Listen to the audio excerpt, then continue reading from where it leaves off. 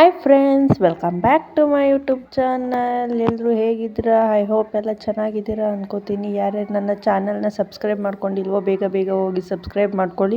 ಇವತ್ತಿನ ರೆಸಿಪಿ ಏನಂದರೆ ಮುದ್ದೆ ಜೊತೆಗೆ ಕೋಳಿ ಸಾಂಬಾರು.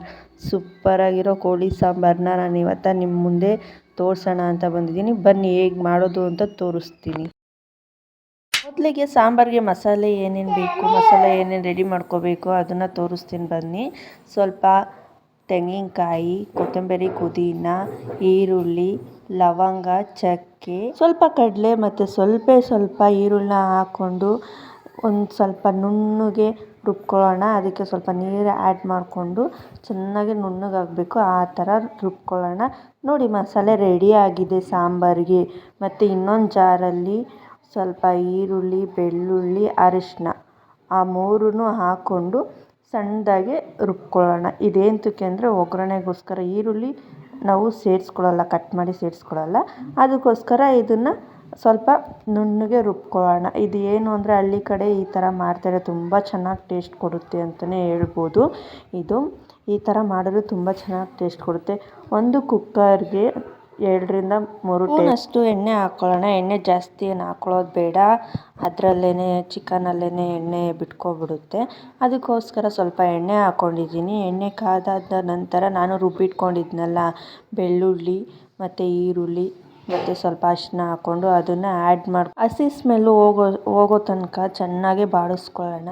ಅದು ಚೆನ್ನಾಗಿ ಅದು ಏನಂತಾರಲ್ಲ ಫ್ರೈ ಆಗಬೇಕು. ಫ್ರೈ ಆದ ನಂತರ ಅದಕ್ಕೆ ನಾವೇನು ಚೆನ್ನಾಗಿ ತೊಳೆದಿಟ್ಕೊಂಡಿರ್ತೀವೋ ಚಿಕನು ಅದನ್ನು ಅದರೊಳಗೆ ಆ್ಯಡ್ ಮಾಡ್ಕೊಳ್ಳೋಣ. ನಾನು ಅರ್ಧ ಕೆಜಿಯಷ್ಟು ಚಿಕನ್ ತೊಗೊಂಡಿದ್ದೀನಿ, ಅದನ್ನ ಆ್ಯಡ್ ಮಾಡ್ಕೊತಾ ಇದ್ದೀನಿ.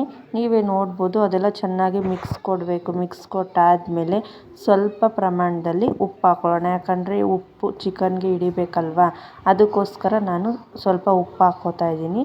ಉಪ್ಪು ಹಾಕ್ಕೊಂಡಾದ್ಮೇಲೆ ಇನ್ನೊಂದು ಸ್ವಲ್ಪ ಚೆನ್ನಾಗಿ ಅದು ನೀರು ಬಿಟ್ಕೊಳ್ಳುತ್ತೆ. ನೀರು ಬಿಟ್ಕೊಳ್ಳೋ ಗಂಟ ಚೆನ್ನಾಗಿ ನೀರೆಲ್ಲ ಸೀಕೊಳ್ಳೋ ಗಂಟ ಅದನ್ನು ಬೇಯಿಸ್ಕೊಂಡು, ಅದಾದ ನಂತರ ನಾವು ಆವಾಗಲೇ ಮಸಾಲೆ ರೆಡಿ ಮಾಡ್ಕೊಂಡಿದ್ವಲ್ಲ ಅದನ್ನು ಆ್ಯಡ್ ಮಾಡ್ಕೊಳ್ಳೋಣ. ಅದಕ್ಕೆ ಸ್ವಲ್ಪ ನೀರು ಹಾಕ್ಕೊಂಡು ಆ್ಯಡ್ ಮಾಡ್ಕೊಳ್ಳೋಣ. ಮತ್ತು ಇನ್ನೊಂದು ಸ್ವಲ್ಪ ನಮಗೆ ಸಾಂಬಾರು ತೆಳು ಬೇಕೋ ಇಲ್ಲ ಗಟ್ಟಿ ಬೇಕೋ ಆ ಪ್ರಮಾಣದಲ್ಲಿ ನೋಡಿಕೊಂಡು ನೀರನ್ನ ಆ್ಯಡ್ ಮಾಡ್ಕೊಳ್ಳೋಣ. ಆ್ಯಡ್ ಮಾಡ್ಕೊಂಡು ಅದನ್ನು ಚೆನ್ನಾಗಿ ಕುದಿಸಿದಾದ್ಮೇಲೆ ಉಪ್ಪು ಖಾರ ಹೇಗಿದೆ ಅನ್ನೋದನ್ನ ಟೇಸ್ಟ್ ನೋಡ್ಬಿಟ್ಟು ಸಪ್ಪೆ ಆಗಿದ್ದರೆ ಸ್ವಲ್ಪ ಉಪ್ಪು ಹಾಕ್ಕೊಂಡು, ಗಟ್ಟಿಯಾಗಿದ್ದರೆ ಸ್ವಲ್ಪ ನೀರು ಹಾಕ್ಕೊಳ್ಳೋಣ. ಯಾಕಂದರೆ ಜಾಸ್ತಿ ಗಟ್ಟಿ ಪ್ರಮಾಣದಲ್ಲೂ ಇರಬಾರ್ದು, ಚೆನ್ನಾಗಿರಲ್ಲ. ಕುದೀತಿದೆ ನೋಡಿ. ಇದು ಕುದಿದ ನಂತರ ಇದನ್ನ ಕ್ಲೋಸ್ ಮಾಡಿಬಿಟ್ಟು 2-3 ವಿಸಿಲನ್ನ ಕೂಗಿಸ್ಕೊಳ್ಳೋಣ. ಕೂಗಿಸ್ಕೊಂಡಾದ್ಮೇಲೆ ನೀವೇ ನೋಡ್ಬೋದು ಎಷ್ಟು ಚೆನ್ನಾಗಾಗಿದೆ. ಬಿಸಿ ಬಿಸಿ ರಾಗಿ ಮುದ್ದೆ ಜೊತೆ ಕೋಳಿ ಸಾಂಬಾರು ತಿಂತಾಯಿದ್ರೆ ಸೂಪರಾಗಿರುತ್ತೆ ಅಂತಲೇ ಹೇಳ್ಬೋದು. Thank you for watching. ಈ ವಿಡಿಯೋ ನಿಮಗೆ ಇಷ್ಟ ಆಗಿದ್ದಲ್ಲಿ ಲೈಕ್ ಮಾಡಿ, ಶೇರ್ ಮಾಡಿ, ಕಮೆಂಟ್ ಮಾಡಿ. ಎಲ್ಲರೂ ಬೇಗ ಬೇಗ ಹೋಗಿ ನನ್ನ ಚಾನಲ್ನ ಸಬ್ಸ್ಕ್ರೈಬ್ ಆಗಿ.